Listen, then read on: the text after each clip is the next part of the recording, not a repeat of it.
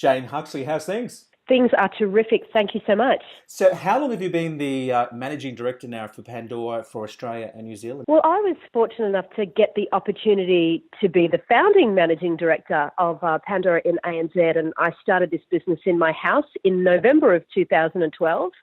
So I'm heading for my fourth anniversary now. Very nice. A challenging space, though. Yeah, challenging, competitive, fast-moving, all the words, but it really is exciting to be at the vanguard of what's going on in audio and more broadly in the streaming music business. Yeah, for people who don't know what Pandora is about, how do you position it in the space? Well, we're the jewellery company, Blair. No, we're getting a lot less of that these days, let me tell you. You know, the way that we position Pandora is really complementary to a lot of other audio services that are on the market now.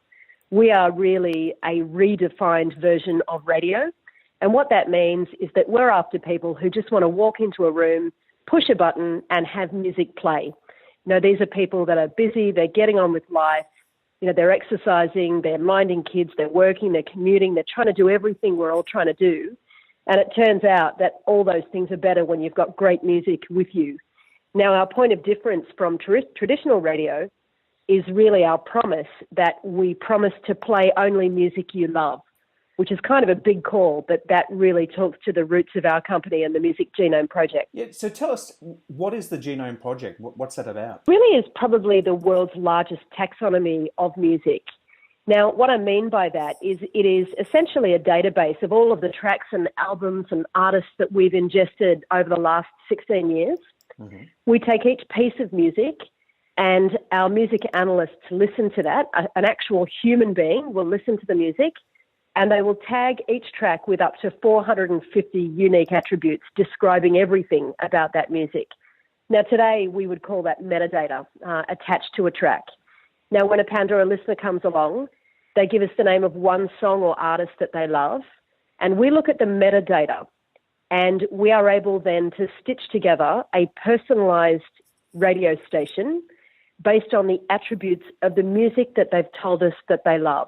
So each track is linked to the one before via some of these elements of the data that we use in the Music Genome Project.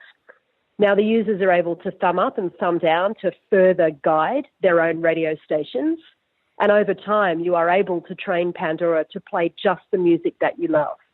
And that, you know, these are some of the reasons why Pandora listeners are engaged for nearly 2.5 hours a day when they listen to Pandora. We've seen a number of streaming services disappear in the last, 12 to 18 months. Rdio and recently the Australian one, Gavara, I can never say the name properly, they went under. It's now a space where we have a couple of big players. Google Music comes to mind, Apple Music, then Spotify, and you. What sets Pandora apart? What sets Pandora apart from the other services, you know, relates to what we were talking about earlier with the Music Genome Project. The business is fundamentally based on what we know about music and what we know about our listeners. And when you bring those two things together, you're able to serve up to listeners a really unique experience.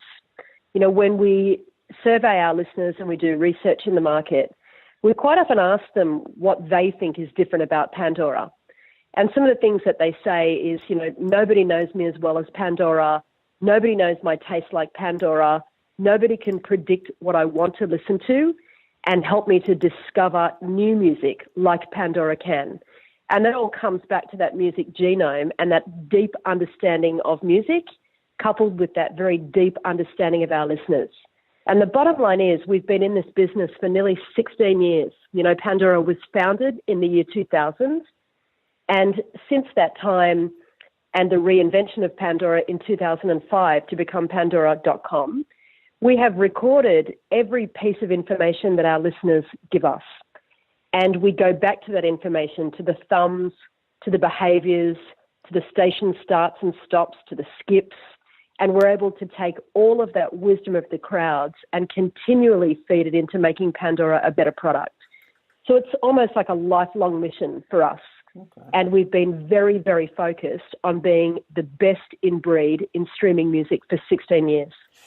Look, I guess we know you have the music side covered. So many choices on demand.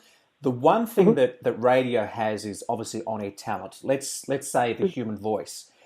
Do you defend that, or does that matter, or is that the next evolution of Pandora in the future? Look, it's an interesting space to be in. We quite often talk about talent and celebrity, being part of what's fueling commercial radio today, which is terrific. And a lot of those stations are doing a very good job of that.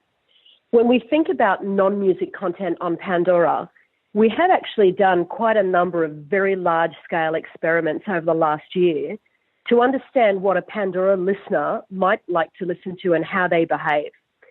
So a couple that come to mind are some of the large podcasts that we have been spinning on Pandora exclusively.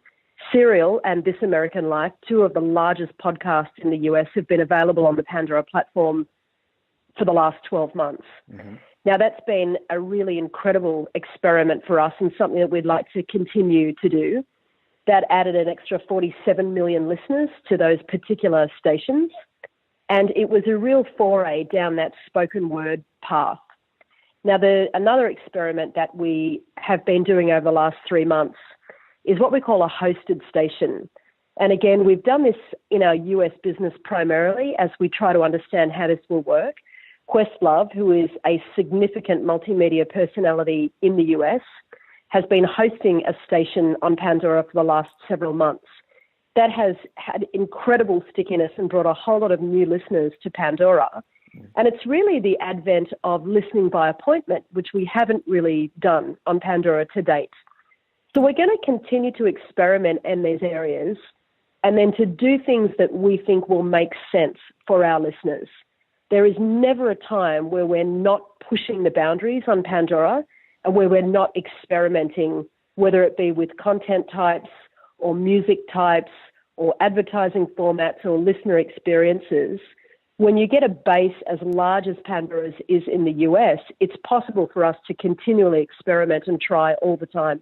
Is bringing talent that has created content something you also plan to bring to the Australian and New Zealand markets, like getting some local celebrities here to do it, like a channel like that as well? It's a direction that we're discussing now. As we come into the new year, we'll take a look at a lot of the experiments that we've done in the last couple of years at Pandora and figure out what makes sense. Mm-hmm. If it is something that makes sense for our listeners, if it's something that makes sense from a commercial perspective, then that's a direction that we'll go in. Okay. You've also made a nice strategic move with Woolworths to serve a dedicated branded experience for them and their stores across the country. Is that something you're set to expand on as well? Look, it's a program that we run in conjunction with a partner called Mood Media. And it's something that we have been doing for quite some time. We initially went into the BWS stores, the beer, wine and liquor stores, and then we expanded that partnership with Woolworths, where we're now streaming Pandora in over 1,000 Woolworths stores across the country. That's been a terrific partnership that's based on value to both of the partners. So Woolworths get a terrific in-store experience.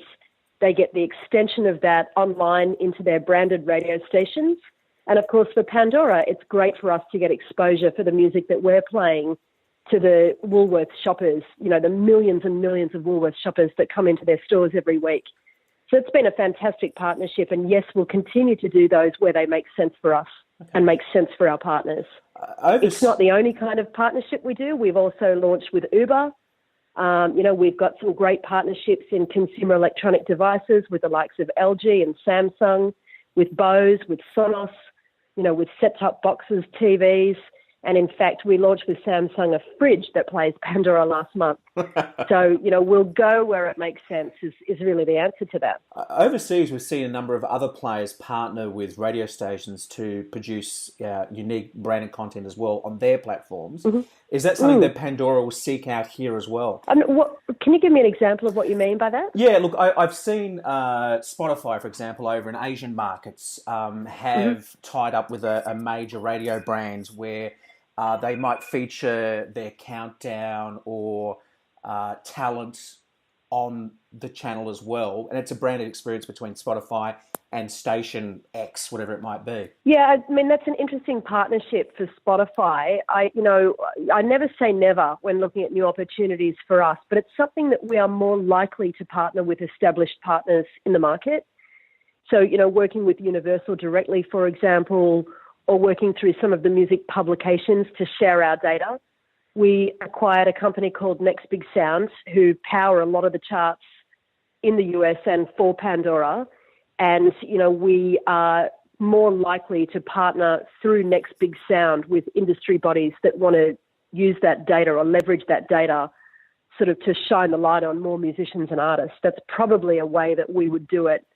But as I said, we never say never to an opportunity. We're constantly sort of looking and constantly exploring new ways to bring value to our stakeholders. So, if it's something that makes sense, we definitely take a look at it. radiotoday.com.au